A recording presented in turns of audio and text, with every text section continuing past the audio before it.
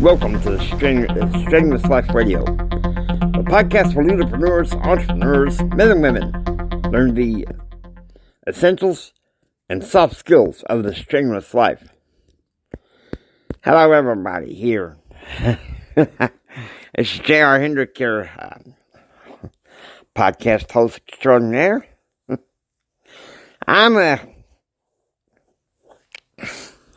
I'm podcasting right back here at Swainfield Ranch. I was away for a while, but now I'm back. And we are talking about success standards.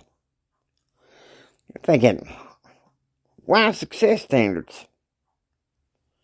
Because I remember how I was raised.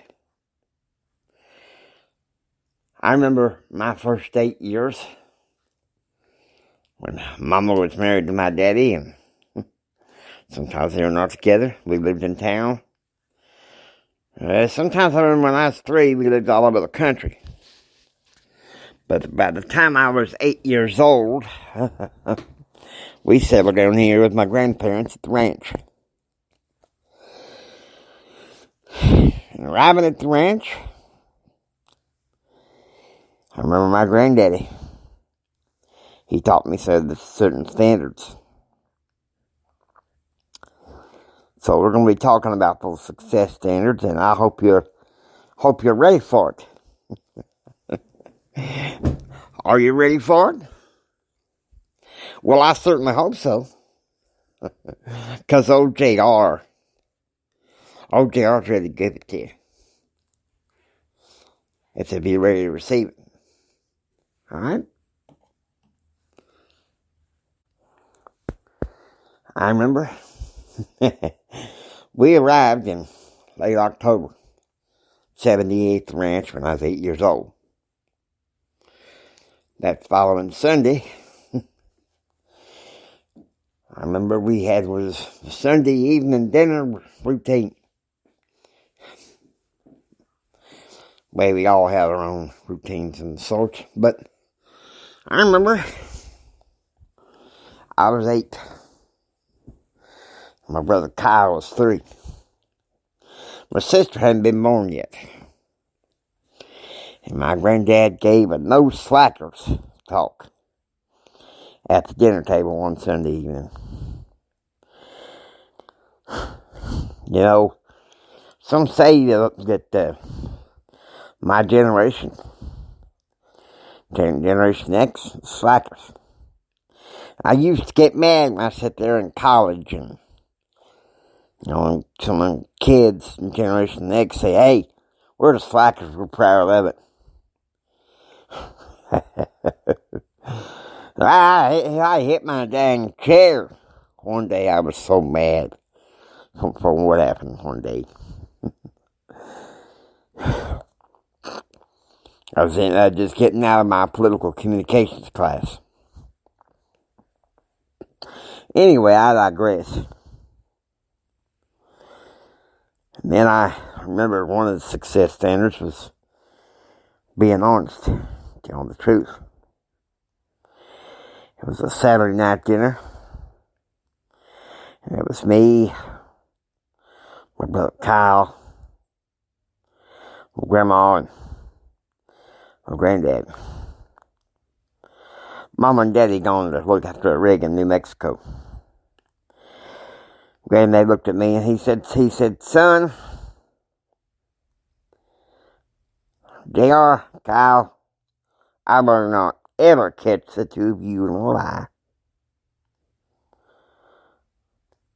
Because if I catch you in a lie, I'm going to whoop you. You tell me the truth, you won't be in trouble so much.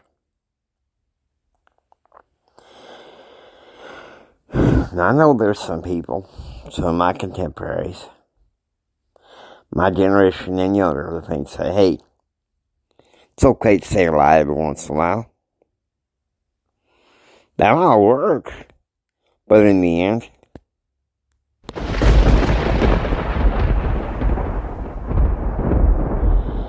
you get bit. You can't lie. Success honesty is a success standard, alright? We're talking about success standard, okay? The first one is no slackers. That's industry. Industry and honesty. I remember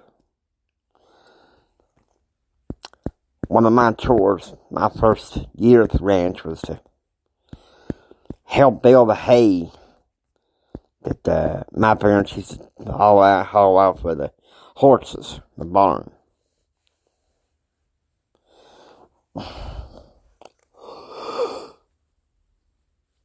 And then when I was 10, I was feeding the dog, and to some degree the horses. Particularly my own horse. I got my own dog and my own horse when I was 10. Taking care of animals, taking care of the land. Conservation. Now, I don't believe in, this global warming, climate change anything here. And I'm not going to make too much of an issue with that, but you take care of the animals in this land. You take care of the land. It's called preserving life. Okay? And then, high school years. I remember Friday night dinner. And my granddad turned to me and he said, "Boy, you do your best. That's all that matters. Because I know you're doing your best. As far as I'm concerned, that's good enough." And that was Granddad's the success standard from that was to strive for excellence. But see, now that wasn't enough for my daddy. I remember when I was 14 years old, he got mad one day. He said, "You're not pitching the hay right." I said, "I'm pitching it the way Granddaddy showed me." He said, "No, that ain't how I pitch hay in Montana. Here, let me show you." And his was pretty complicated. Finally, he threw down a little shovel pit pitcher and said, "You just never ain't gonna go and get it right in this life, boy." But then something, 10 years later, he had 18 words. He came to me on campus in November of 1993. He said, "Boy, if I ever get this political appointment, I need you to come to work with me with your cousin to be a secondary speech writer over the summer. You got me?"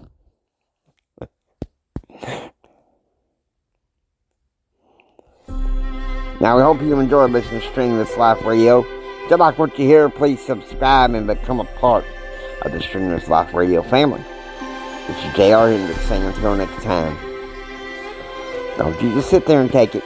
Build your dreams so you can take it. Do what others don't so you can be what others won't. And do what others don't so you can have what others can't. And like my daddy always said, you think strong, you live strong, and you live the stringless life.